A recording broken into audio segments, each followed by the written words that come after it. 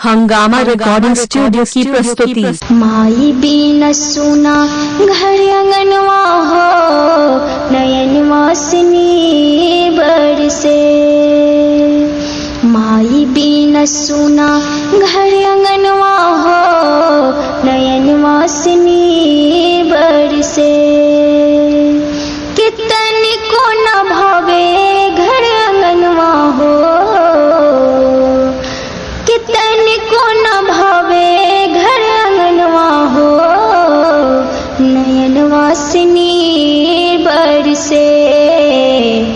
माई बीन सुना घर अंगनवा हो, नयन वासनी बरसे। 4 महीनवा में आँचल ओढ़ा के, गोदी में सुतावे माई दूधवा पिया के। 4 महीनवा में आँचल ओढ़ा के, गोदी में सुतावे माई दूधवा पिया के। जागी जागी हाँ जागी जागी कैले बिहनवा हो, नयन वासनी बरसे।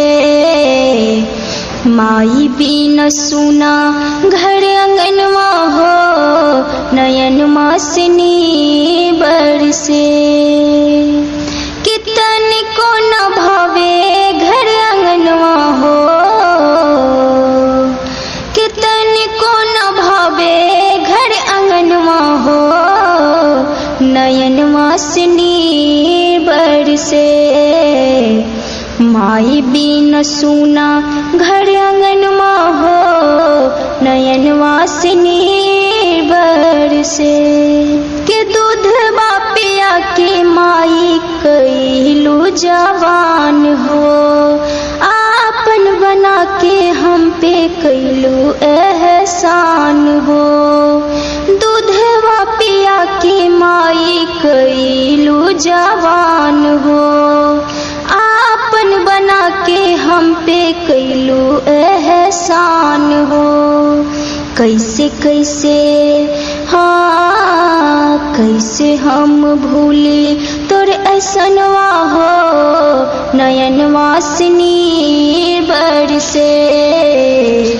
माई बीन सुना घर अंगनवा हो, नयन वासनी बरसे। माई बीन सुना घर अंगनवा हो, नयन वासनी बरसे।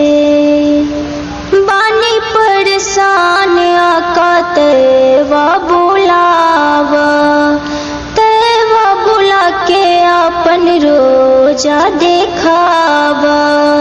बानी परेशान आका तेवा बुलावा, तेवा बुला के अपन रोजा देखावा। रोजे रोजे हाँ रोजे रोज देखे नी सपनमा हो, नयन वासनी बरसे। माई बीन सुना घर अंगनवा हो, नयन वासनी बरसे। कितनी को न भावे घर अंगनवा हो, कितनी को न भावे घर अंगनवा हो, नयन वासनी बरसे।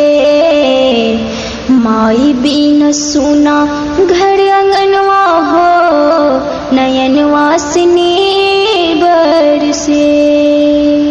हंगामा रिकॉर्डिंग स्टूडियो पयागपुर।